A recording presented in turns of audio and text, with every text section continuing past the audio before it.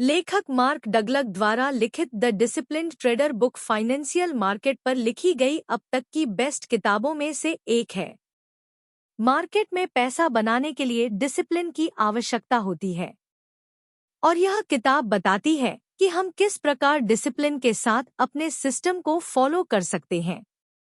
Trading करना एक psychological खेल है जिसमें अगर डिसिप्लिन आ जाए तो यह मैनेजमेंट के साथ चलती है और डिसिप्लिन चला जाए तो यह सट्टेबाजी पर उतर आती है। अनुशासन हर व्यक्ति के द्वारा कहा और सुना जाने वाला एक मानसिक विचार है। हर सफल व्यक्ति बताता है कि डिसिप्लिन जरूरी है, लेकिन अनुशासन विकसित करना उतना आसान भी नहीं है, क्योंकि यह पूर्ण रूप से मानसिक अवस्था पर निर्भर करता है और मानसिक अवस्था को बदलने में अभ्यास और समय की आवश्यकता होती है। एक ट्रेडिंग साइकोलॉजी।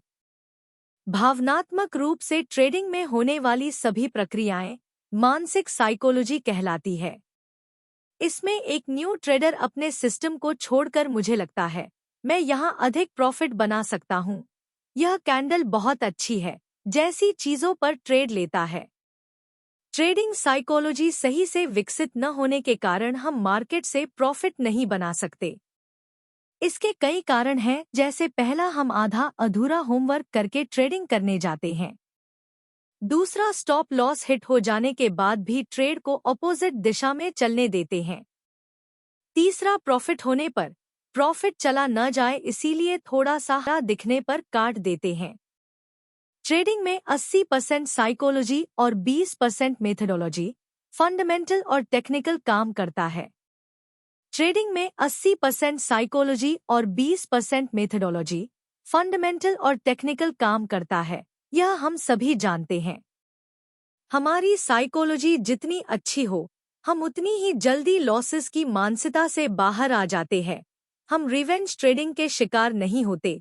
हम डिसिप्लिन के साथ अपने रूल्स फॉलो करते हैं और सिस्टम के एंट्री एग्जिट का इंतजार कर सकते हैं। 2. आत्मानुशासन।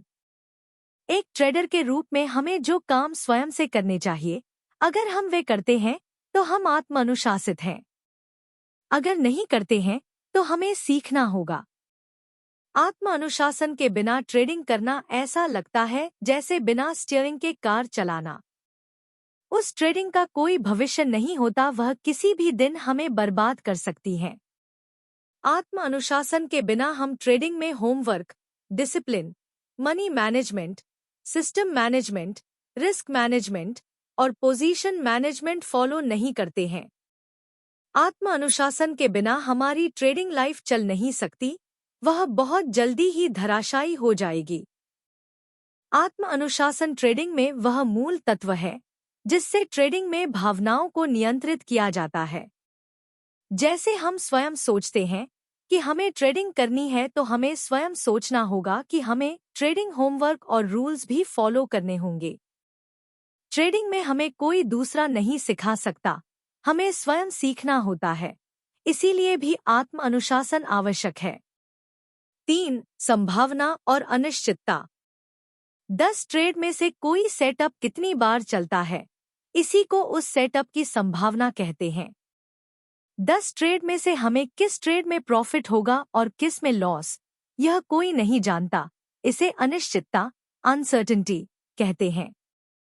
जब कोई ट्रेडर संभावना और अनसर्टेनिटी को स्वीकार करना बंद कर देता है तो उसकी ट्रेडिंग सफलता की उम्मीद भी घट जाती है, क्योंकि एक ट्रेडर संभावनाओं के बेस पर ही कोई प्रॉफिटेबल ट्रेडिंग सेटअप ढूंढ सकता है और अनसर्टेनिटी के कारण वह अपने लॉस को स्वीकार करने के लिए हमेशा तैयार रहता है। इससे वह यह जान जाता है कि उसके ट्रेड की चलने की संभावना अधिक है, लेकिन उसे 1-2 ट्रेड में लॉस भी हो सकता है। संभावना और अनसर्टेनिटी को स्वीकार करने के कुछ नियम। पहला, हमें अपने लिए अच्छा सेटअप ढूंढना होगा जो अधिकतर बार हमें प्रॉफिट देता हो। उसके बाद हमें अनसर्टेनिटी को स्वीकार करना भी सीखना होगा, क्योंकि मार्केट में प्रॉफिट के साथ लॉस भी छुपा होता है और हम नहीं जानते कि कब प्रॉफिट या लॉस होगा। दूसरा, किसी दिन मार्केट हमारी उम्मीदों से ज्यादा ऊपर नीचे होता है, इसके कारण अपने सेटअप को ना छोड़ना। 4. Risk management. ट्रेडिंग में हमारा अधिक लॉस ना हो या ट्रेडिंग कैपिटल बर्बाद ना हो, इसके लिए कुछ नियम बनाए जाते हैं। इन्हें रिस्क मैनेजमेंट कहते हैं। हर फील्ड में प्रॉफिट बनाने के लिए हमें रिस्क को मैनेज करना पड़ता है ताकि अधिक प्रॉफिट और कम लॉस हो। ट्रेडिंग में केवल पैसों का ही रिस्क नहीं होता, हमारी भावनाओं का भी रिस्क होता है। रिस्क मैनेजमेंट ट्रेडिंग में अनेक प्रकार से एक ट्रेडर को प्रभावित करता है। ट्रेडिंग में केवल पैसों का ही रिस्क नहीं होता, हमारी भावनाओं का भी रिस्क होता है। ट्रेडर्स अक्सर यह सोचते हैं कि उन्हें कुछ पैसे गंवाने पर ज्यादा नुकसान नहीं होगा, लेकिन वे यह सोचना भूल जाते हैं कि उनके विचार और सोचने का तरीका भी इससे प्रभावित होने वाला है। लेखक हमें 3 प्रकार के रिस्क मैनेजमेंट के बारे में बताते हैं: कैपिटल मैनेजमेंट, भावनात्मक मैनेजमेंट और सिस्टम मैनेजमेंट। यह तीनों रिस्क मैनेजमेंट के अंतर्गत आते हैं और इन तीनों पर काम करना जरूरी है। पहला, कैपिटल मैनेजमेंट हमें अधिक समय तक मार्केट में टिके रहने में मदद करता है। दूसरा, भावनात्मक मैनेजमेंट हमें भावनात्मक रूप से ट्रेडिंग करने से बचाता है। तीसरा, सिस्टम मैनेजमेंट हमें एक प्रक्रिया को फॉलो करने में मदद करता है। 5. Trading business. बिजनेस की परिभाषा सभी के लिए अलग अलग होती है और मेरी इस प्रकार है कि कोई काम जिसे हम लंबे समय तक सीखते हैं, जो हमें पैसा देता है और जिसके हम स्वयं मालिक हैं, जहां तीनों चीजें लागू होती है, वह मेरे लिए बिजनेस कहलाता है। जो ट्रेडर ट्रेडिंग में बिजनेसमैन की तरह काम नहीं करता, वह ट्रेडिंग लाइफ में बहुत कम समय का मेहमान होता है। एक न्यू ट्रेडर यह सोचता है कि ट्रेडिंग में हर कोई पैसा बना रहा है तो मैं भी पैसा बना सकता हूं, और वह बिना किसी रूल्स और सिस्टम के ट्रेडिंग में उतर पड़ता है। लेकिन वह यह भूल जाता है कि यह एक बिजनेस है। जब ट्रेडर्स ट्रेडिंग को बिजनेस ना समझकर पैसे बनाने की मशीन समझने लगते हैं, तब वे ट्रेडिंग में अपना सारा पैसा गवा देते हैं। बिजनेस सिस्टम और नियम पर बना होता है। सफल ट्रेडर्स इस बात को जानते हैं, इसीलिए वे अपने सिस्टम को फॉलो करते हैं और गलतियां होने पर उसे अपडेट भी करते हैं। कहते हैं कि नियम समय के साथ बदलते रहते हैं और अपने सिस्टम को भी समय के साथ अपडेट करते रहना चाहिए।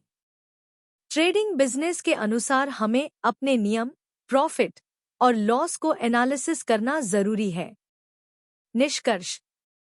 इस बुक समरी की 5 महत्वपूर्ण बातें इस प्रकार हैं। पहली, ट्रेडिंग में भावनात्मक उतार चढ़ाव को मैनेज करने के लिए ट्रेडिंग साइकोलॉजी को समझना जरूरी है।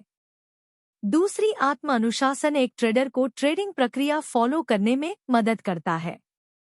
तीसरी, संभावनाओं को ढूंढना और अनसर्टेनिटी को स्वीकार करना हमारे ट्रेडिंग सिस्टम को बेहतर बनाता है।